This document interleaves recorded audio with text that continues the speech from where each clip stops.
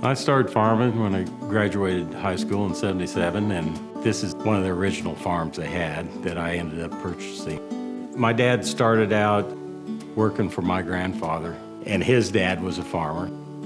He's the third, I'm the fourth generation farmer in our family, and our family came to Scott County in 1917. I mean, we're pretty proud of that we've been farming here for 100 years.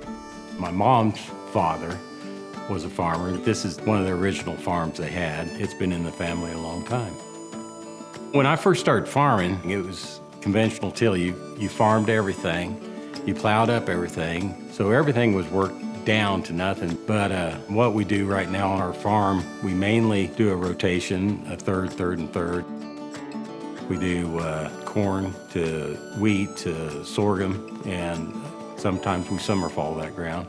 And we do some no-till farming, and we vary it quite a bit. It's worked out, in the long run, it's worked out really good.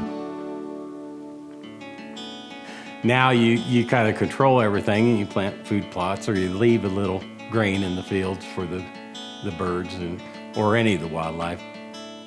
It's been good for water conservation as well as soil conservation. And I probably have a lot to thank for my dad for always being open to new technology and learning new ways to farm.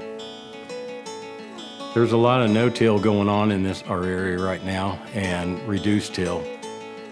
We have wind erosion, and that definitely has slowed down since we did the no-till or the reduced till farming. You get like this big a rain event, 4 to 5 inches.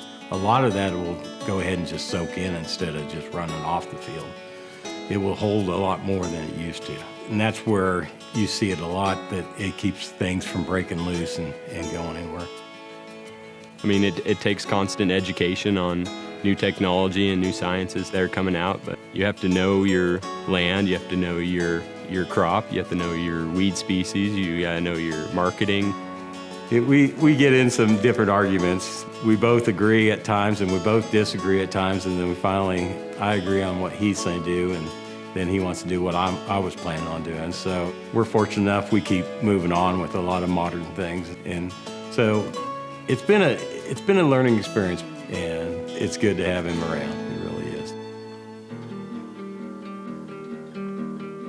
When we started the ranch, it was just like 8,000 acres. And there was like maybe one pasture that had 800 acres, another pasture that had 600 acres on it, and then the rest of it was just one large unit.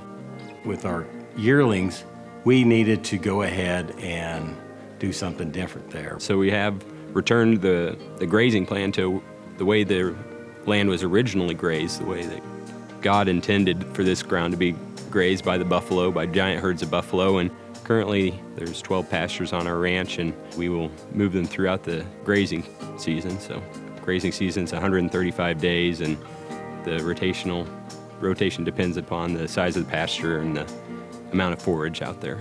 The cell grazing actually benefits the wildlife as much as it does your cattle end of it. The cattle eat grasses and herbs and whatever else is out there that they normally won't eat, but they'll eat it because they got to eat it because that's what's in front of them at that point. We ended up grazing more cattle and pulling off more beef and doing less damage to the grasslands.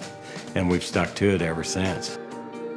And it's been a great process right now. It's been good. We've been conservation-minded farmers and ranchers our whole lives, and so when the opportunity came about that they were going to study our ranch for lesser prairie chicken, we really didn't have any fear going into that. And it's fun to bring in different people onto the ranch and show them how a working ranch actually does things. And you could still have wildlife, and you could still graze, you could still try to make everything work with everybody. I think we've always been really open to education and to learning, and so when we've had opportunities to have field days, it's definitely been a good experience. As farmers and ranchers, I believe that we are stewards of this ground that we've been put in charge of, and so we're being stewards of the wildlife, stewards of all of those species that depend upon that soil for life.